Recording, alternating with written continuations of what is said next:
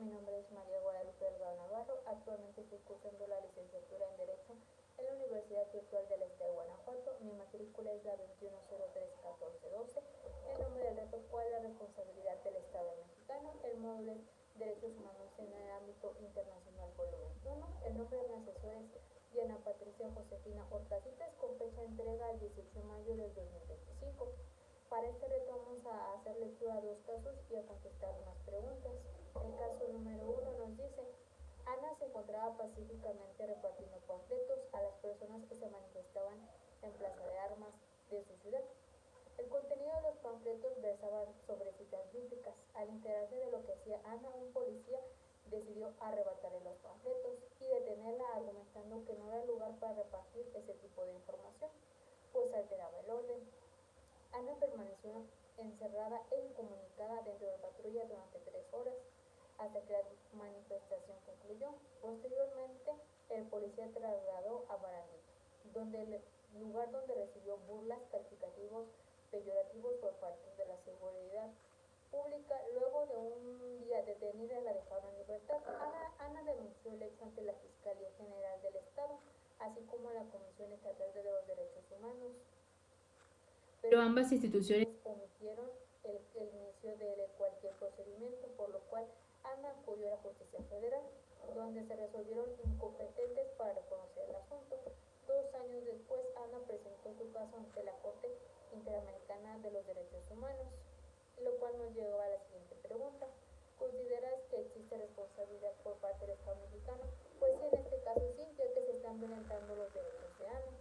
Basándonos en la Convención Americana de los Derechos Humanos, el artículo número 1 nos habla que todo sobre obligaciones y respetar los derechos.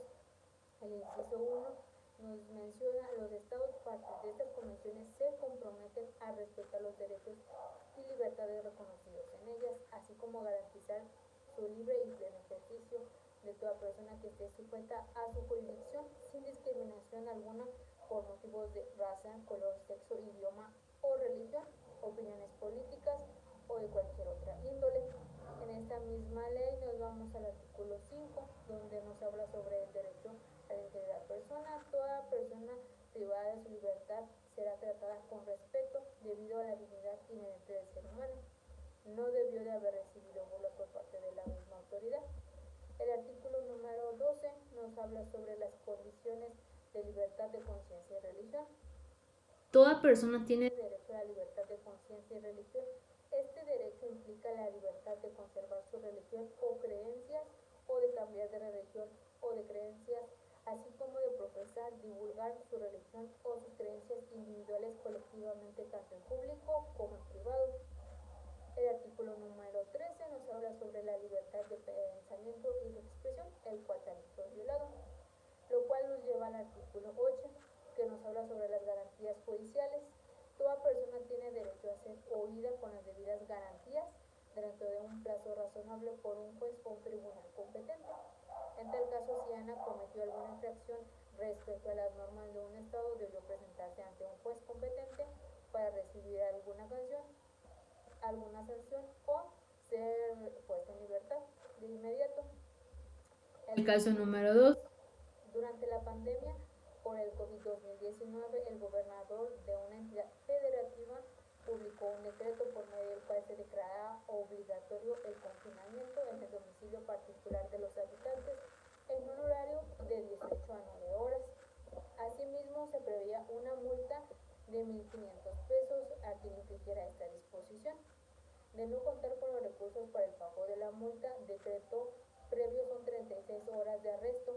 Andrés, un hombre de 34 años en situación de calle, caminaba por la avenida principal de la ciudad a las 20 horas cuando un militar lo vio, lo detuvo y lo presentó a la Secretaría de Seguridad Pública, donde fue exigido el pago de dicha multa. Andrés argumentó no tener casa, habitación, familia ni dinero para pagar dicha multa, por lo cual, como consecuencia, fue privado de su libertad durante 36 horas y boletinado con fotografía incluida en las redes sociales como el primer detenido, un sinvergüenza capaz de negar a su familia con tal de no pagar multa. Derivado del anterior, fue localizado por la Asociación Civil, a través de la cual se planeó su caso en la jurisdicción militar y ordinaria hasta promoverse su conocimiento ante la Corte Interamericana de los Derechos Humanos. La pregunta en este caso es: ¿consideras que existe responsabilidad por parte del Estado mexicano? Pues sí, en este caso sí, ya que se están violentando sus derechos, ya que la función del Estado es hacer valer nuestros derechos y no violentarlos como en este caso.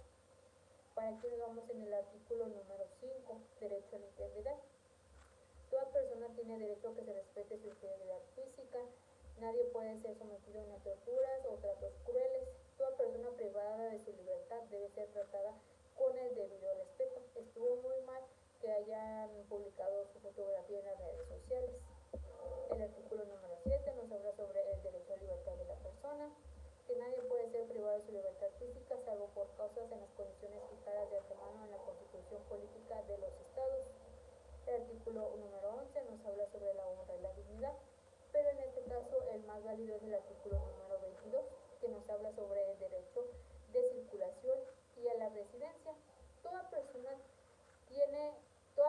que se halle legalmente en el territorio de un estado tiene derecho a circular por el mismo y a residir con la sujeción de las disposiciones legales, lo cual nos lleva al artículo 8, garantías judiciales. Toda persona tiene derecho a ser oída con las debidas garantías dentro de un plazo razonable por un juez o un tribunal competente e imparcial establecido por la autoridad por la ley.